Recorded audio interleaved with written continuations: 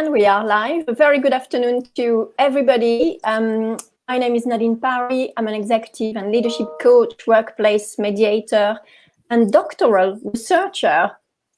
Oh. Yeah, I've added that. Hi guys, my name's Charlie Potter. I'm a student recruitment officer at the University of Stirling. Hello, my name is Natalie Sweeney. I'm also a student recruitment officer at the University of Stirling as well, and I'm from the west coast of Scotland.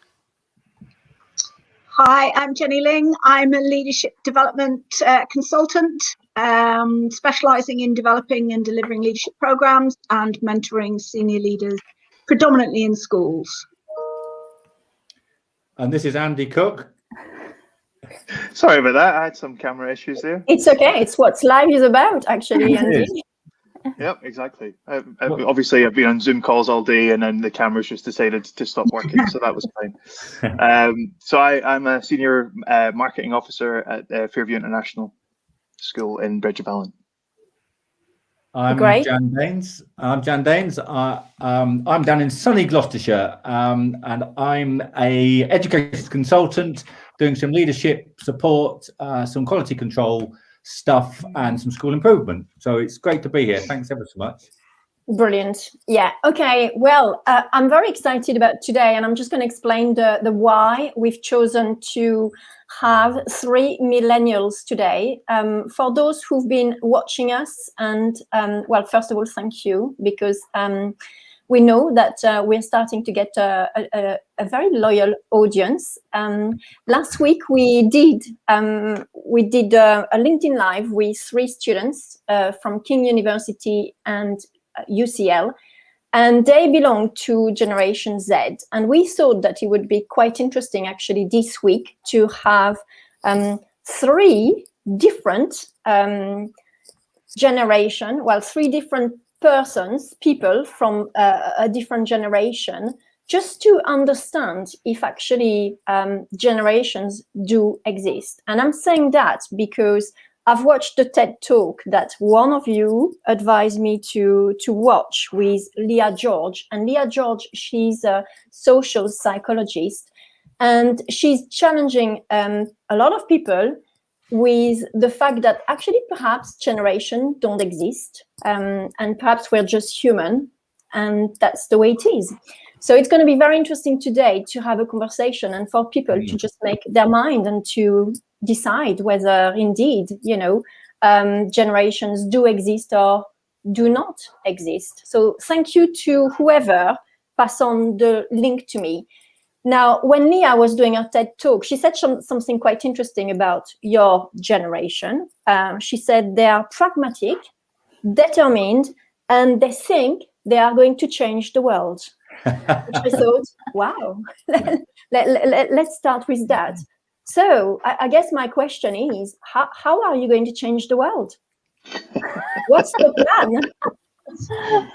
Start with a big question, Nadine. Yes. Well, first of all, we have access to the world. We have the internet. So in some ways, we've grown up being able to, reach out globally. And we also have, not currently in the pandemic, obviously, but, ease of travel to anywhere in the world as well. I know a couple of Andrew and Charlie have been traveling and working abroad as well. So I guess we already have that mindset that we can perhaps impact something a lot bigger than just our society right around us as well. Yeah, and definitely leading off that, I think it's also with travel and meeting people, and it's kind of experience different cultures and working with different people and the accessibility to it as well, I think.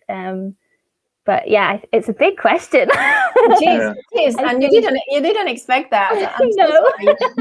But you shouldn't have given me the link. I blame you, right? Blame Natalie. And Andy, anything you want to add?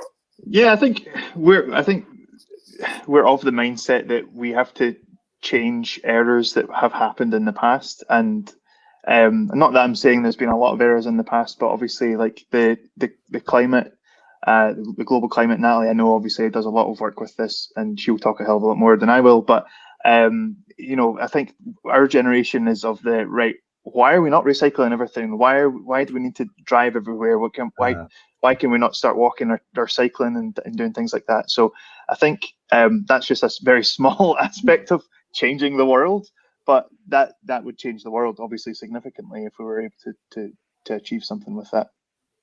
Do you think Nadine's question actually reflects the reality? You know, do you agree that you are a generation that's going to change the world?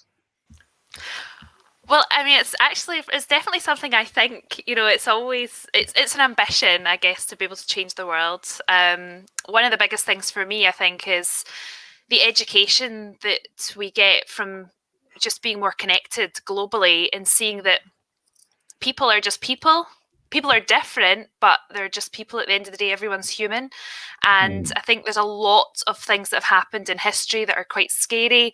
And I think that it's something that our generation is really passionate about. This is obviously a sweeping statement, but quite passionate about just bringing people together as one, particularly around what Andrew said about the climate change. It's something I'm really passionate about and I work quite a lot in. And it's something that's just hit me, I think, over the last few years is just, why are we continuing to do things that are harming people around us and our own planet? And we have the power to change it. So I think that's what we realize. If we all came together, we could change what's happening. And I think that's where my own personal let's change the world attitude comes from.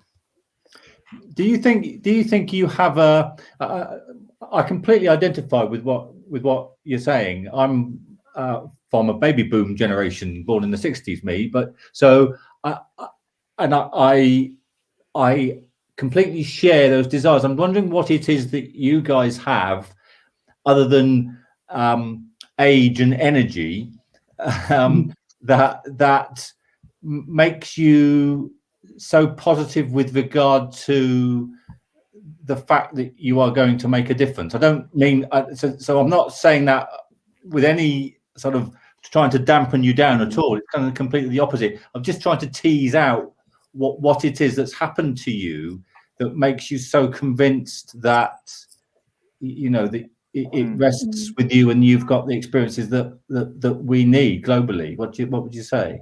I think that, like, it's just been kind of, you know, advertised that it's going to impact our generation so heavily, and then our, you know, the generations that are after us, it's going to impact them, and then, you know, their kids, and then their kids, and so it's like, well, okay, if it's going to impact us directly, then what can we do to stop it and make a change? And that's what makes me think, like, we don't have any other option. We just have to make that change. It's not the case that we're all of this mindset that, oh yeah, I'm going to wake up tomorrow and I'm going to change the world and that's going to be it. But it's actually just the case that we have to change the world, and that's right. It. And then it's not necessarily just about climate change as well. It's political landscapes as well. I mean, you all have to look over in America and think, well, what is going on over there? And I've got a lot of American friends who are, you know, at the time when the voting was going on, and then after it, they were scared to leave their homes because of all the violence that was going on. And just think, like, something really needs to change there as well, because that's not okay for people to hate on each other because they have a different political view or they were brought up a different way. The world shouldn't be like that. Yeah, you say we have to change the world. So does it mean at the back of your mind that you have a specific contribution to make to the world? What is it? Don't think it's necessarily specific, but it's kind of having that positive attitude that we can do it, and if we do it together, that there is still time. Going back to kind of like climate change and stuff, that there is still time. Obviously the BBC are doing loads of stuff with kind of like the David Attenborough TV shows and stuff at the moment, and it's showing there is still time to kind of fix things like that. And we kind of have the attitude that, okay, if we do it now and we do it as a community together, that we can do it, and we can do it for the best for the next generations as well. I think it's all about mindset also. Yeah. So how? I mean, have you thought to the next stage? You know, how are you going to go about this? How are you going to get people like me to fall into step and to be doing the right things? Or to rephrase that in the present tense, what are you doing now? Yeah. Yeah, I think there's definitely, when I've done a lot of work in like the climate change area, but it's not necessarily my only interest, but there's two different streams of like what is an ambition and what can I personally do, because one person cannot do everything. It just doesn't work like that. It's not how change would come about, but you can still make a significant change on your own. For me personally, I am challenging people a lot on societal norms. So for me, I've been very lucky where I've grown up. I've not felt held back by being a woman. You know, I see around me people being part of the LGBT community that are, you know, welcomed into workplaces and things like that. For me, it is just constantly pushing back on those societal norms that if you're not expected to be, you know, married, children at a certain age, you don't have to follow a certain path. And I think that's something that millennials, not all millennials, but potentially have had a little bit more freedom in, where they can potentially follow a path of their own and not necessarily what society expects. And that's what I personally do, is I'm always pushing back on views and opinions that come at me that are perhaps restrictive to people. And I guess it's just about challenging people, which I do in my own family a lot, all the time. It's caused a lot of arguments during lockdown, that kind of thing. I guess that's what I'm doing as an individual, is just if I see something that I don't necessarily agree with, that I'm pushing back and having, but not necessarily arguing, but having that conversation and throwing it back of saying, well, why are we doing things like that? And often there's not actually a good reason. Yeah.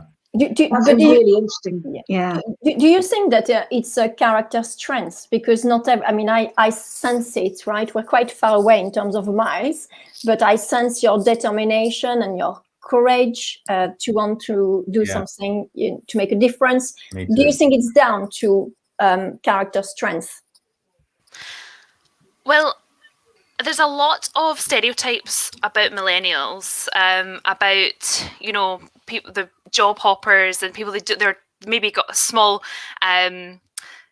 sense of attention span, for example. But I personally see those like negative characteristics that people pin on millennials as actually our responses to societal change. So like, for example, the digital age means there's a lot more short-term, fixed-term jobs, so people don't necessarily go into a career right away.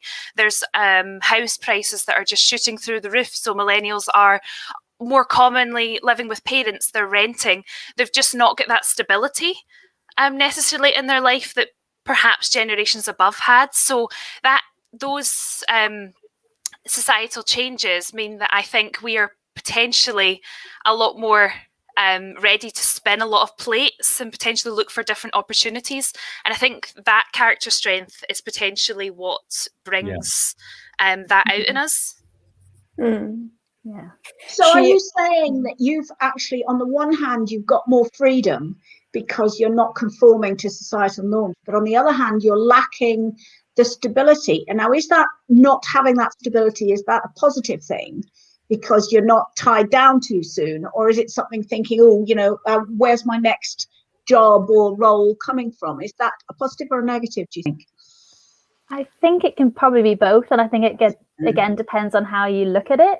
I think it definitely can be a positive because you can be like, well, if I'm not being tied down here, that means I could go anywhere. I could take this job down there. I could move across the other side of the world. I could kind of the world's your oyster kind of thing. But I guess then there is that negativity of being like, well, what if I do want to settle, but I don't feel like I have necessarily a place somewhere? But then it brings it back. But you could be anywhere. You could do anything. And I think it's having that kind of outlook on the world of being like, actually, it's okay if we don't have that. And I remember talking to my dad when he was trying to get me to buy a house and he was like, well, why are you just renting? Like, I just don't understand it. And it's because he'd bought a house when he was 21 and that's what you did. And it was kind of like, but what if I want to leave? What if I want to go traveling again? Or it's kind of that different mindset.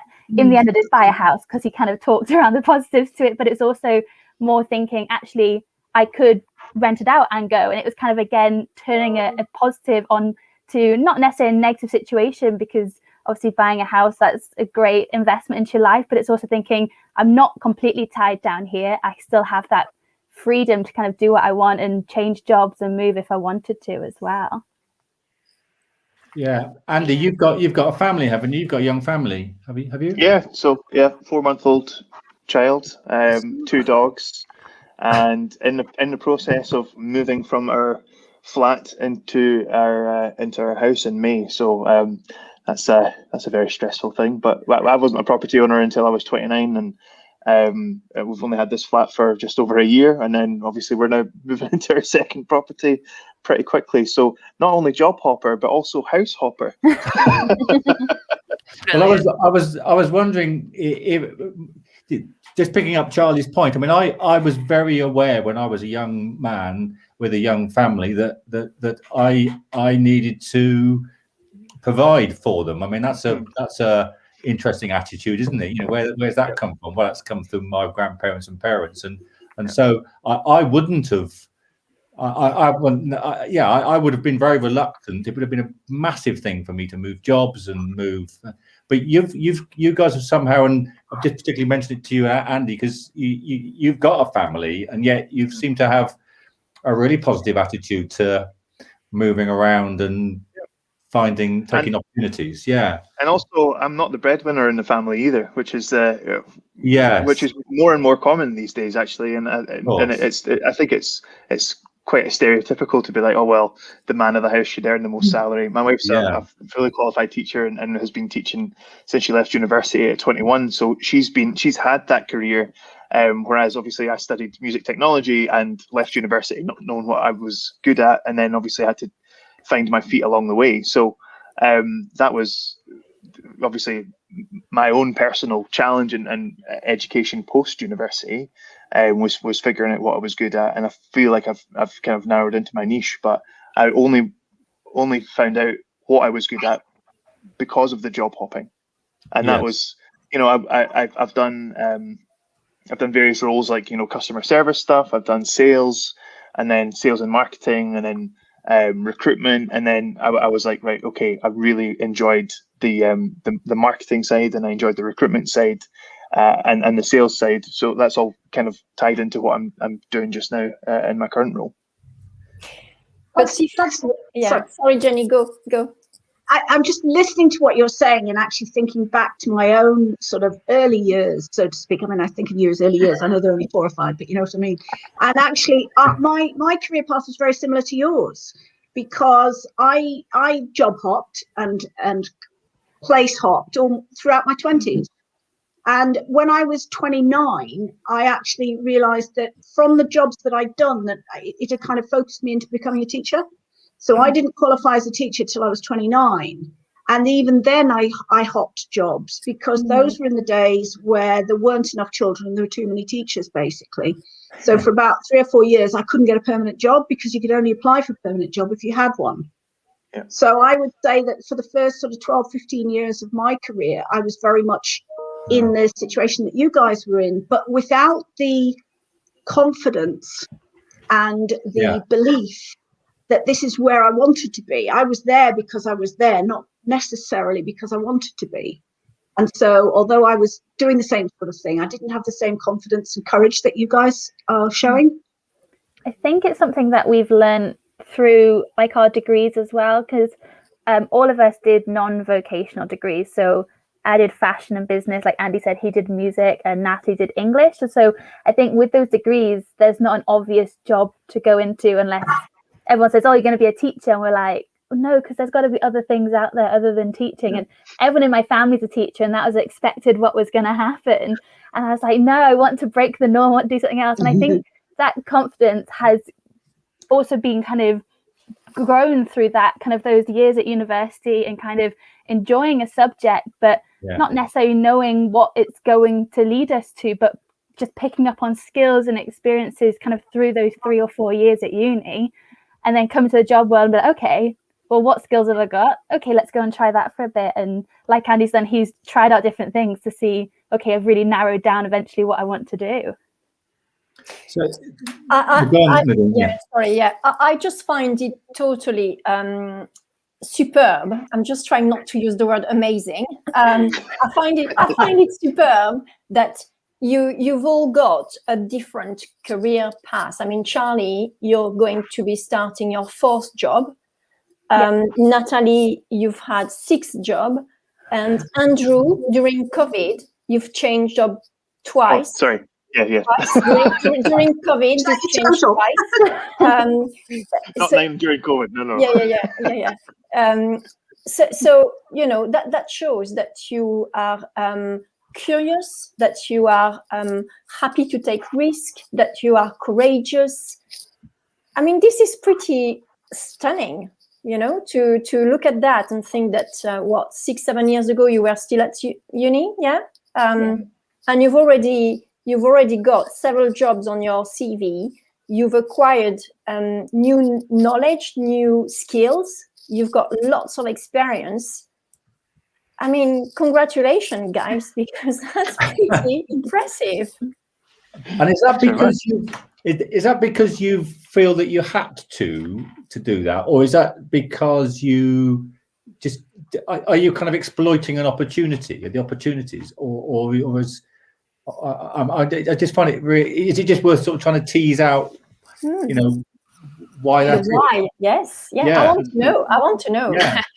Well, actually, similar to what Charlie said, because I studied English, I think people assumed that I was going to become an English teacher, and also I have the glasses, so I look like a teacher. We've all got glasses on in here. Oh dear, what stereotyping! But it wasn't something that I actually chose English because I knew that I enjoyed it, and I actually thought a teacher would be a good job that I could go into later in life, perhaps, if that's something I wanted to do. So that's why I did my foundation degree in English, but it's not something that I'm like passionate about necessarily at the moment. And I didn't know what I wanted to do. So I literally just jumped on any opportunities that I got, and all opportunities that I got were actually from doing part-time jobs and networking while I was at university, people that I met. So communication has been literally the biggest reason, just making sure that you're standing out and putting yourself out there. And on a different note to Charlie and Andy, who have had a slightly more stable living arrangements, just in case this is of interest, I actually have never owned or rented a property. I was living in a B&B for 4 years while I worked, because it meant I could leave at any point. And what I value is freedom and the opportunity to, should an opportunity come up anywhere, I am ready to go and get it at any point.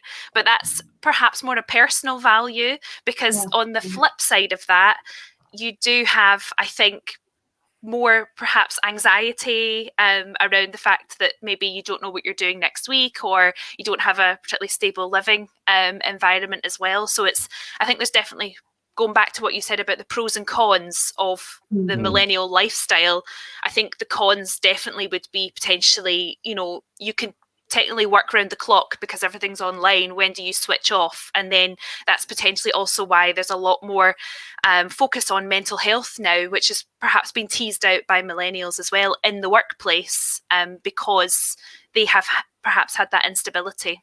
Do you think that instability is an underlying factor in mental health then? Mental health challenges? I think it could definitely be a factor. I think it's personal, but I think that as much as it's a massive value for me to have my freedom, it's also, you know, it can be worrying as well, of sometimes it's just nice to have, you know, something a little bit more stable. But then for me, I would still prioritize having my freedom. So, and, you know, ability to do whatever I want. And that's definitely something that I have potentially a little bit more than other people as well. It's a little bit more extreme.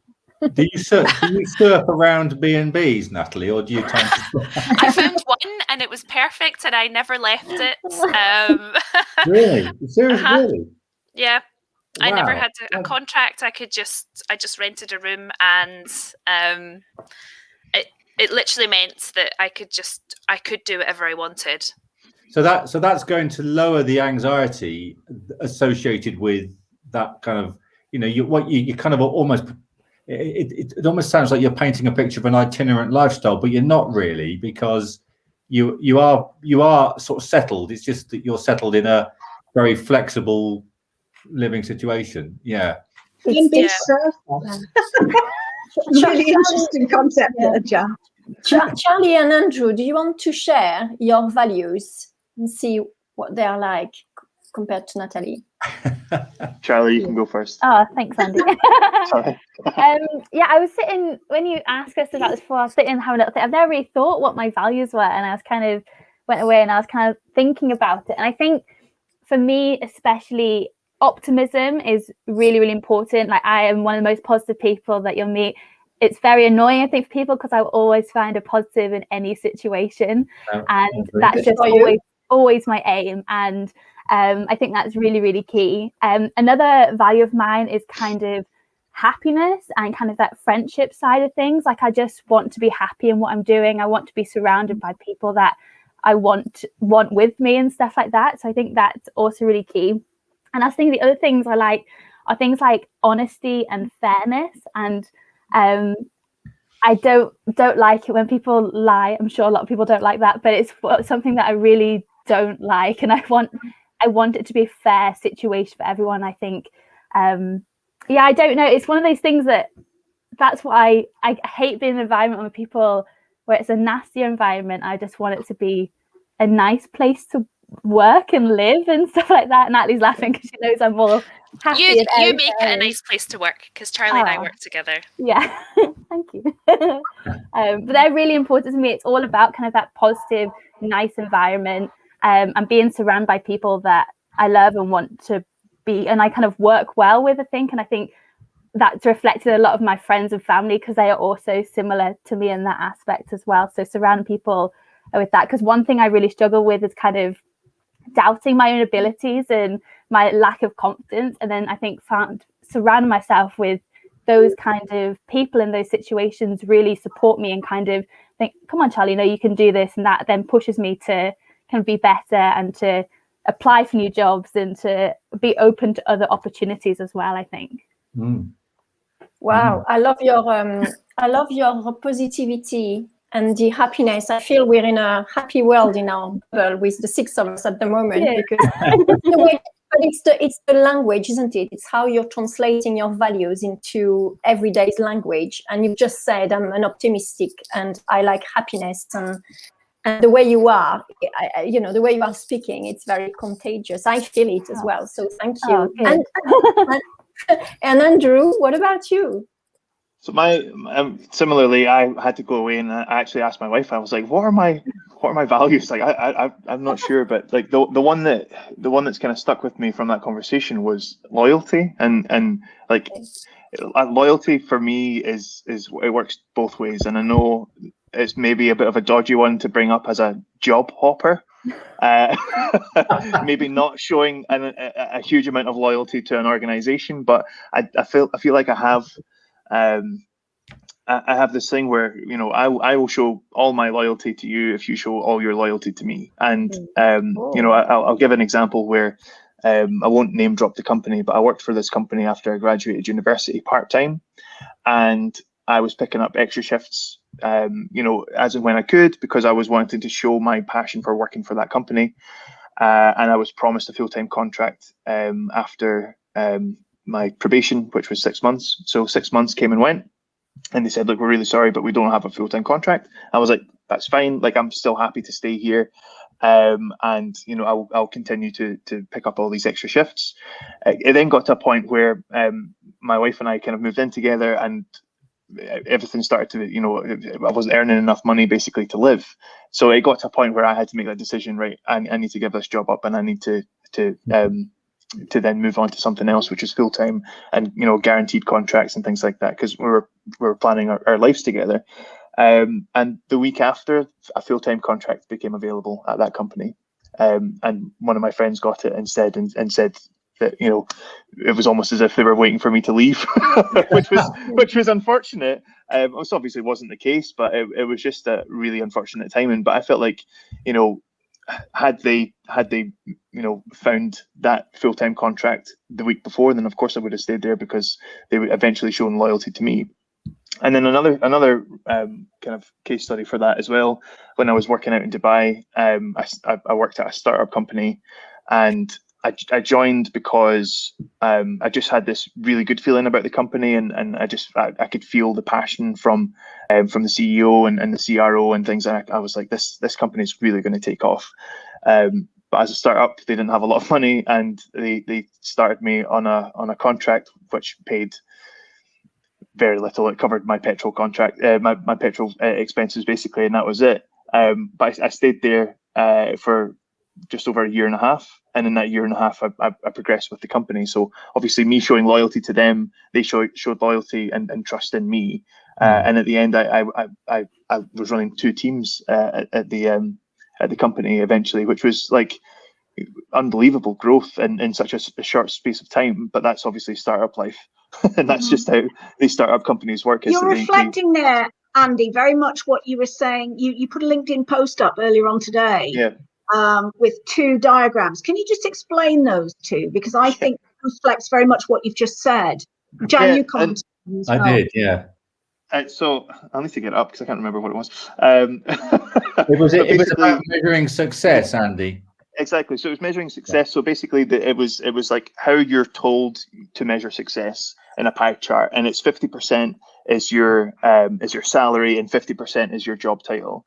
But like that's just what you're told as you know, through the media or through, you know, growing up. This is what you have to do. You have to achieve, you know, this status by the time you turn 30, and then you have to be a managing person and by the time you turn 35, then you have to be a director by the time you turn 40, and things like that. Everything's linked to this job title, but it's just like a vanity metric. And I just feel like, actually, so long as you're happy, like, it doesn't really matter, you know, what your job title is, if what your salary is. So long as you can live within your means, then surely you're going to be totally fine. And in the second pie chart, basically, it included a quarter. You got it. Yeah. Or in fact, yeah, I've got it here. So a quarter of the pie chart is made up by mental health. A quarter of the pie chart is physical health. A large chunk is liking what you do. A large chunk is also free time, because especially now that I have a young family, I want to have as much free time and spare time to spend with them as possible. And then the 2 smallest slivers are actually the job title and the salary. So my mum always told me that, you know, money doesn't make you happy. So I think that's so true. I found that absolutely fascinating. It was the simplicity of that, and my reply to that post, well, if I can remember it correctly, was along the lines of, I mean, I've been a teacher, and I certainly haven't ever taught that. At least I hope I haven't. If I have people I've taught, I'm really sorry, because I completely disagree.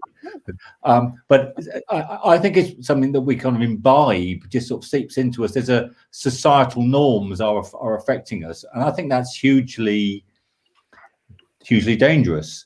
And maybe sort of linking the early bit of conversation that we had with regard to the power and the potential that your generation have compared with mine, is that you are not willing to be put into those boxes where you're measured by salary and title, and understand the value of those other things as well. I mean, I just think that's something that could be learnt and conveyed so easily. I think it really affects our youngsters in schools now. A lot of mental health issues with students and in schools now, and that strikes me. One of the reasons being because in certain schools, you're only a success if you've got these grades and these marks, and you know, whether that's communicated explicitly or it's implicit,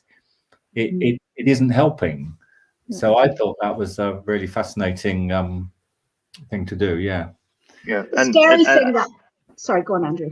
No, I just was just to add on to that is, you know, talking about getting, you know, straight A's at school and things like that. Like, it's fantastic if you can do it. I didn't get an A the entire time I was at school or university. I graduated with a 2.2, and I've you know, worked really hard to get to where I am just now. But you know, the hard work doesn't stop, you know, or start when you're at school. You know, it's just a continual. You know, you have to maintain that work ethic all the way through. But it's only a little tiny weeny part of of you. Yeah. I mean, the diagram, Exactly. you have a pie chart, and to inflate that, which happens too often, to inflate that academic side of things, and then use that as the measure as to how successful you are. Because it really disadvantages people who aren't academic, and Absolutely. it's actually they could be fantastic because they have 10 times other skills that these academic people have, which would be much more successful in the workplace or will push them in a different direction. I think Absolutely, yeah. that's a big thing. I really hope. I just wanted to say, I really hope that education develops. I hope it's one of the things that comes out of this global pandemic is a real rethink. We talked about a reset in terms of education, and a real rethink with regard to. I hope it provokes that, so that we actually get something really positive out of that. Or maybe I'm taking this in a kind of slightly different direction, but I just feel quite. I think it's important though, Jan, isn't it? And I think that. I mean, I'm an ex-primary head teacher, and one of my biggest battles with my values was level 4. You know, in that everybody was expected to reach level 4 by year 6. Now, I taught my school was quite a tough school, and there were kids there who had come into school who had virtually no linguistic skills. Some of them weren't even toilet trained, and to get to a level 4, which is like the one that everybody has to get to, whether they come in at level 3 reception or not, and the progress that some of my kids made and the success that they had from a very low starting point, to me, deserved a much more praise and recognition than somebody who came in with a supportive family whose level 4 is like falling off a log. Yes. And I think that even at primary level, the emphasis on that level 4 was totally wrong. And I stuck my head above the parapet a few times, as you can imagine, and actually argued against this because I wanted the recognition that my kids were doing okay because they'd come into school every day, no matter what was happening at home. You know, they'd managed to sit reasonably still and to participate and make progress, and that deserved a medal, not the level 4s. I think adding to that is I hope, and I think there is a change of that university isn't for everyone, and that there are lots of other options out there. And I know as recruiters, when we go out, we obviously are there to promote the university, that's what we talk about, but also it's having that conversation with that student and be like, actually, this is not the right route for you. Like there's other things that you should be doing, because that will make you more successful in that way. And I think, again, it's reevaluating, like I said, resetting that kind of mindset, Jan, about what education is and what they're trying to get out of it, and that we shouldn't all be pushed down that one road because that's what you should do. It's actually, there are other options out there for everyone. So yeah. You know, I'm just listening to you talking, and I'm thinking about last week, our 3 students, and I'm thinking, I'll borrow a bit from last week, I'll borrow a bit from you. And in fact, to the question from the beginning, you know, does the concept exist? More and more, I feel like saying, actually, I don't think so. I mean, we're just a human being with our own values, and we just navigate life. And as we age as well, because at the moment, you've got those very specific values. We don't know if they will change. Well, you don't know that yet. I know, given my age, that my values have changed in my career, not so much now, but that I've learned to define success in a very different way as well. So coming back to Andrew, your example of success, for me, when I was a head teacher, success was exam results. You know, and the night before, I wouldn't sleep. I'd be, you know, because I wanted the best for those kids. And one day my coach said to me, okay, so put aside exam results and numbers, you know, what else could success look like? And she totally freaked me out, because I thought, oh dear, I'm just defined by numbers. And it took me quite a few years, actually, to realize that success could be something very, very different, because of experience, and because also on confidence, you are learning to be more confident and accepting that success can be different. It doesn't have to be numbers. And I love the happiness and optimism, and I'm wondering if, in the time that we are experiencing at the moment, if those values of I just want to be happy, I just want to have a good day, I just want if those values are kind of changing and are being simplified. Yeah. Where we don't have to reach for the star at the moment. We're quite happy to just have something smaller, and we get through, and it's okay. Don't you think that I agree completely? Don't you think there's a slight danger in that we dumb down our expectations? I mean, I could have a lovely happy time by getting up, at 11 o'clock and then coming having a big breakfast, and then being generally fairly lazy and not, but it would be a sort of a hollow. I think what I'm saying is I'd need my happiness that to be attached to something else for it to be. Do you see what I mean? So I see what you mean, but I also think that in life we're driven by things. And sometimes you can replace what you are being, what drives you. I'm not a head teacher anymore, but I've got other things in my life, driving me, my business. So maybe I've swapped, some things for others, but it doesn't mean that I've lowered my standards or my drivers. I think they're kind of different. And I'm thinking, and that's okay. I don't want to have the same drivers all my life. It's okay to have those at that point and then those at this point. And but it's not a case. It's not a case of replacing them with happiness. It's not like, well, all those measures are out of the window now, and I'm just going to concentrate on being happy.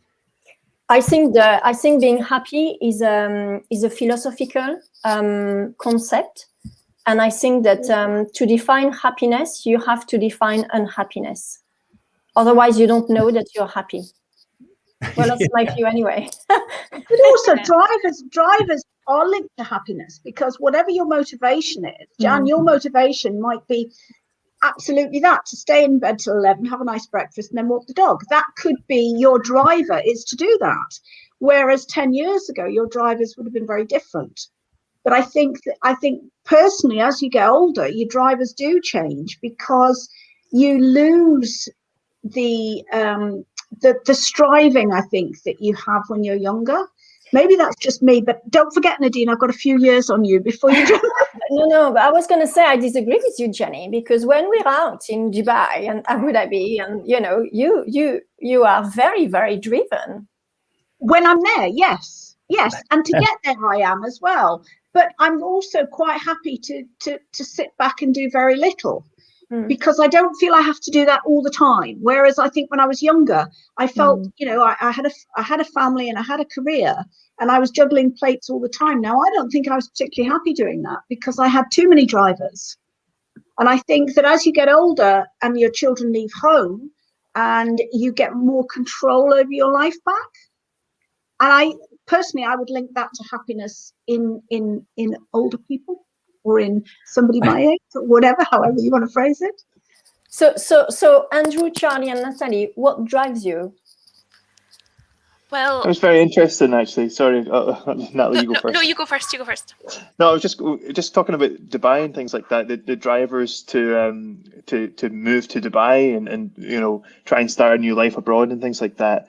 Thinking back, my wife and I were renting a flat. As I said, I was on this part-time contract, and then I moved to a full-time position, which was again minimum wage. So we really didn't have a lot of money coming in, and we couldn't save enough money to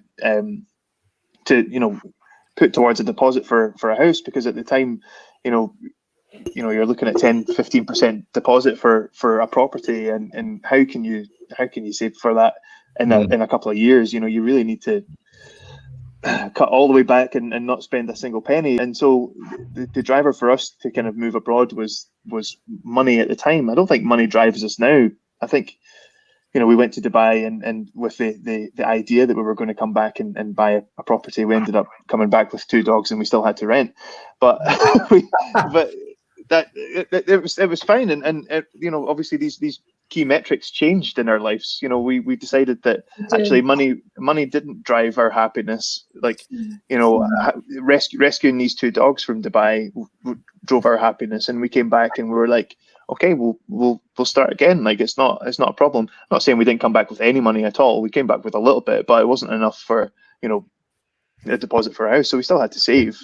But we just, I think we went to Dubai thinking this is going to change our lives, and we came back and we thought, well, it did change our lives because it was an amazing experience, and because we went there, we were able to travel and, you know, go see Abu Dhabi, which is a beautiful place, and you know, travel further to like Thailand and Singapore and Bali and things like that. But I think, you know, we came back and we kind of reassessed, and we were like, actually, like, our happiness is just this little family that we're making, and we brought it all the way home.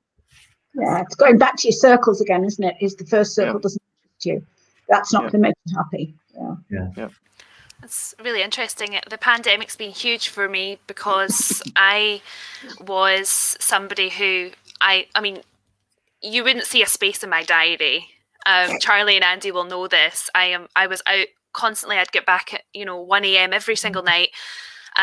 Because I was obsessed with doing everything and anything, and I would say yes to everything, all opportunities, and I never stopped once. And I started to feel like I thought what I wanted was to be, putting myself out there and getting involved in lots of situations. And it got to a point where I felt like, actually, I'm not happy anymore because I feel like I'm doing everything and I'm doing nothing well.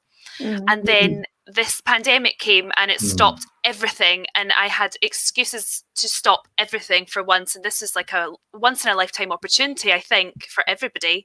And I've realized through this is I've actually taken a step back and gone, my life was just whizzing away. A year would pass and I wouldn't really realize it because I was just constantly so busy. So I think now I've had this opportunity to go back. What drives me is being good at something and producing quality, like having quality time, producing quality work. When I'm going with because I do stand-up comedy as well, really focusing on something, a passion, and rather than having like 18 passions, which is very me because I'm just always trying to learn new skills and things like that. But I think sometimes I spread myself too thin and I want to pull it in.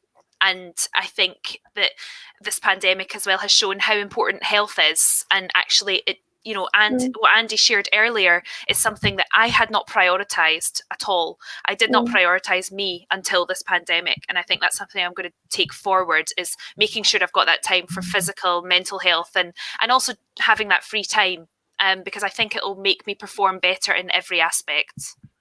Fascinating. It's funny, actually, just tapping into that, the side of Natalie's with her stand-up comedy and stuff. I actually remember, you'll remember this as well, Natalie. There was a time Natalie and I were out traveling in Northern Ireland, and she said that she's going to do her own stand-up show at the Edinburgh Fringe. And I was like, oh my God, that's fantastic. Like, congratulations. Like, what's the process? And she said, oh, well, I need to write a script and do this and do that. And I somehow just assumed the role of project manager, and I was like, right, okay, Natalie, I'm going to put this in your calendar, in your diary. You have to submit a script to me by this date, and if not, there's going to be consequences. So the date came and passed, and I said, Natalie, where's the script? And she's like, oh, I'm really sorry, Charlie and I were out axe hurling. I was like, axe hurling. I was like, no, focus here, come on, just the task in hand. I had to donate £50 to some charity. I can't remember what it was, but yeah. It was Movember, because I was growing my mustache. That's right, yeah. That's a community, isn't it? Supportive community. Yeah. Definitely. But Natalie, you said something that really resonated with me. You said, I didn't prioritize me until the pandemic. I think a lot of people across generation might say that, actually. It's only when you stop that you realize how fast you were going. Absolutely. And ultimately, we all have to be alive and to stay alive, and speed is not necessarily better. So do you feel the same, Charlie and Andy, about prioritizing? Sorry, I left before. It's okay. Yeah, I think, sorry, I missed a bit of the conversation, so I think I'm a bit delayed. But yeah, I think especially with the pandemic, it's obviously, I presume Natalie said that it's kind of slowed everything down. Natalie was the busiest person that I ever knew, but it also kind of slowed me down as a person as well. And I didn't think I was particularly busy, but it makes you value kind of the small things in life. And I moved back with my parents just to see them for a bit, and it actually was a really nice time to kind of value our family and kind of spending time with them as well. Yeah. And it also, obviously, we spend a lot of time traveling out on the road, and that's really fast paced, and it's part of the job that I absolutely love. And it's a bit, as I miss it at the moment, but it also really made me have a routine, because sometimes when we're away traveling, it's hard to have that routine. And I love an organized routine schedule, and something I sometimes struggle with. So it was actually really nice having this routine. I know I'm working from home. I know what my week and my day and stuff's going to look like. Yeah, that's good, actually. That's really, oops, we're losing Charlie. Yeah. Okay, so we thought we'd lost you here, Charlie. Sorry. Yeah, you're still here, just a little bit ropey. And do you want to add something? Or? Yeah, no, I think, I didn't really value time until the pandemic, definitely. And my wife and I were expecting our baby just before the pandemic hit. So we found out in February. And then I remember I had my 30th birthday party in March, and Natalie did a stand-up comedy gig at my birthday party anyway. And it was a surprise. It was a surprise, yeah. I just told her that By she was you? doing it. But Oh, I didn't know. No, I just remember thinking, like, or thinking back, like, that was literally the last week before everything shut down, and we weren't allowed to leave our houses unless it was an absolute necessity, and just thinking, like, that was so lucky. And then valuing the time that I'm then able to spend at home. And obviously we had Louis in October, and then I took my paternity for all of November, and then I had an agreement with my work that I could work from home in December, because we were actually back in the office in the second half of the year. And then obviously the lockdown has continued, so we're now working from home January and February and probably March as well. So I now get to spend my lunch times, getting a cuddle from my son, which is like unbelievable. And obviously if I was in the office, then I wouldn't be able to get that. And so I really, really value like that time getting to spend at home with family, definitely. It's just to add on to that as well. I think when we leave university, when we left, it's very much like you're probably treated as a number because of all these graduate schemes. All you get told is how competitive everything is all the time. And I think that, you're just grateful to get through the door of a job, and you're not necessarily looking for a workplace that is going to give you that balance at the time, because that's not something that we expect, I don't think, when we go into it. And this pandemic has really shown that actually these things are important. Like Andy got, to have that time at home, in which he probably would never have got to have had this pandemic, and probably would never even have expected to be able to get. So I think it's been really nice for millennials as well to actually get some of those values that potentially have been lost in our generation, and realize how important that they actually are. What is the one skill that you didn't have prior to the pandemic and that you now have? For me, to do nothing, which I know seems really silly, but I think it's very true, though, isn't it? Yeah, it's to actually not beat yourself up for actually just having a free evening, which is because I am like missed motivation. Every second counts. Get on doing those online free courses on Future Learn. Like that's what I was doing at the start, and I think just now being able to take a step back, and I will 100% take that into life after the pandemic. Wow, I love to do nothing. I think there is a book called The Psychology of Doing Nothing. So, yeah, let's look that up. Yeah. I'll send you the reference. One thing that I've learned, well, it's not necessarily learned, and I always had this skill, but I've caught up with every single person that I feel like I ever has been in contact with.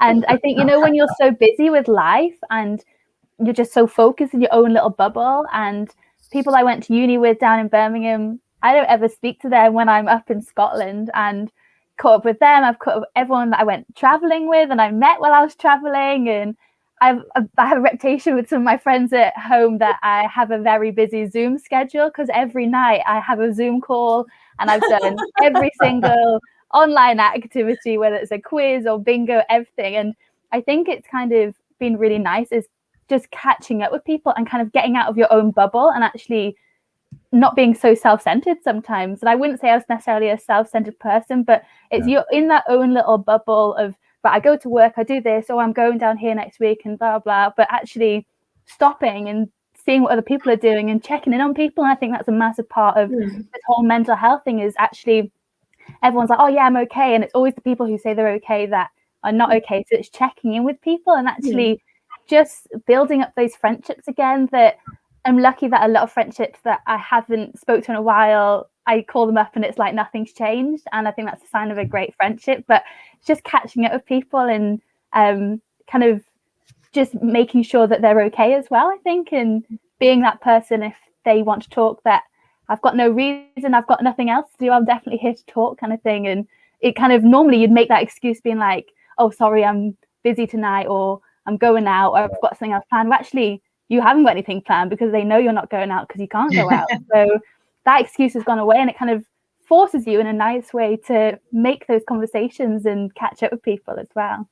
Yeah. So Charlie, you're now going to have to add 3 Zoom calls with me, Jenny and Jan, because you're your friends, right? Yeah, exactly. Honestly, I have to book you in months in advance. Yes. My diary is very full. And Andy, can you hear me? Oh, we can't hear you. Oh, you were muted, but you still are now, Andy. Oh, there you go. No, we can't hear you. Faint, very faint. You got your headphones? Andy, you work on it, and I'll come up. Hello, can you hear me now? Oh, there you go. That's better. All right, okay. It's just the sound is coming through my laptop now instead of my headphones. Anyway, the one thing I've learned to do is to change nappies. That'll stand you in very good stead. Sorry? That'll stand you in very good stead. Yes, exactly. I hope so. But no, I think echoing what Charlie said is finding time for friends and family and things like that. And I was very much I think quite selfish, actually, looking back to think about how I spent my evenings. I was not interested in, making time to phone family members and things like that. But now, we have, I don't know if you can hear a screaming baby in the background, sorry. No. He must have woken up from his nap.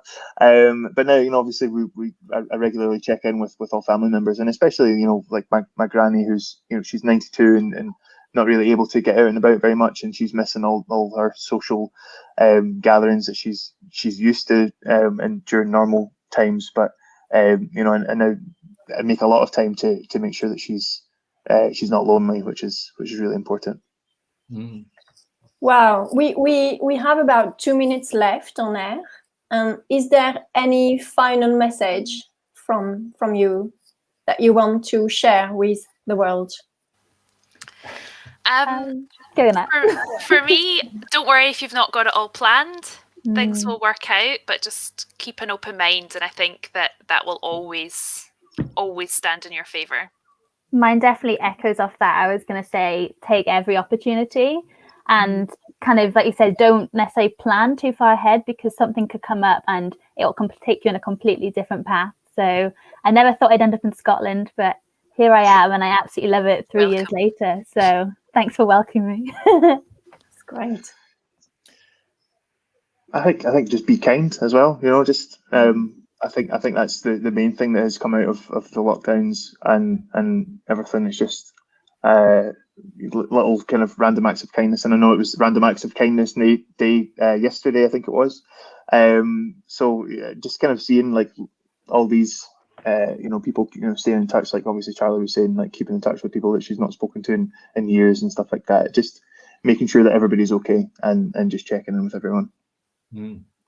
Fantastic. Jan and Jenny, do you want to say anything?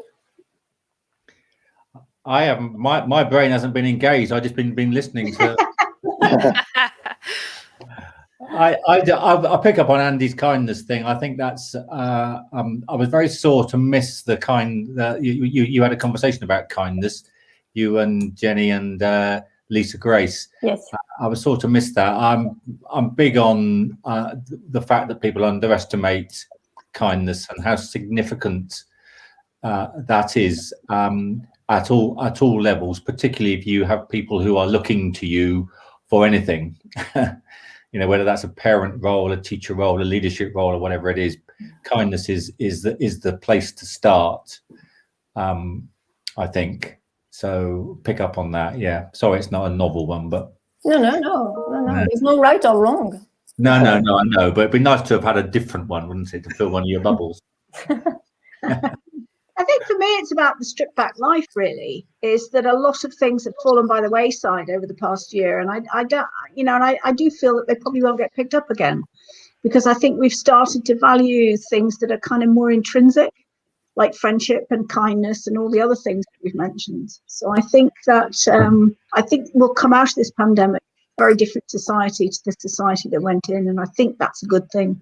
It's interesting, isn't it? Your question, Nadine, was what skills, and Nadine, Charlie, Natalie, Charlie, and Andy all referenced something that was very human. It was about relationships and about the importance of that, rather than, you know, it could have been a cold skill. It could have been, you know, I've learned the program and whatever, you know, got my SQL sorted.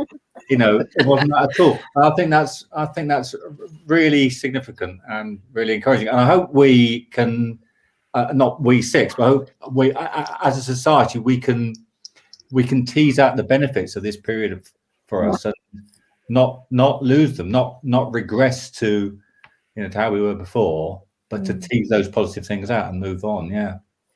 I have to come in with a comment. Yeah. We've had a comment. I've been waiting an hour. We've got one comment. Lorraine Potter just says, I enjoyed the webinar. It resonated a lot on how I saw the life/career journey. Great to hear millennials' perspective. Oh, thank you, Lorraine. Thanks, Lorraine. Yeah. I have to say that I'm grateful to LinkedIn Live, because when I applied to LinkedIn Live back in August, I had no idea that first they would say yes to me having LinkedIn Live, and B, that to some extent LinkedIn Live would help me navigate what's happening at the moment, because I've managed to, and we've managed to grow a big community. We've managed to speak to a lot of people that we've not, you know, we didn't know before. And that's been totally enriching for me personally. And it's opened and changed some of my ideas. It's given me more ideas. And it's lovely to hear that actually we're all trying to thrive, because not everything is necessarily negative. We've got to look at the positive. And we are kind of different people now that are equally, you know, even not equally good as before, but even better than before, because we've got stronger values, and I really love that. So I'm grateful for, you know, the opportunity to be with Jenny and Jan, for example, that every Thursday we're all together and we're all bringing new people and we're having a great conversation, and that's very enriching, and you keep thinking about it, and people change your life as well by saying little things. I mean, I'm very I love re-listening to those LinkedIn Live, and there is always something that somebody has said which I think, oh, that's resonating with me. Oh, I'll borrow that to keep me going, or I'll investigate that. So Charlie, Andrew, Natalie, Jan, and Jenny, I'm so grateful for this LinkedIn Live today. It's been great. We're over time. We're like an hour and 5 minutes. So thank you so much for, you know, saying yes to this LinkedIn Live, because up to a few days ago, I had no idea who you were. Now I know you, and we will keep in touch. And I hope that at some point we get to meet up. It would be great to meet up all the people that you've met online, with whom you know, build something. It would be great. So wishing you well, Thank you. Thanks for having us. Yeah, thanks. Thank you. For the next few weeks and months, and hopefully we'll meet soon again. Thank you. Thank you so much. Thank you. Thank you.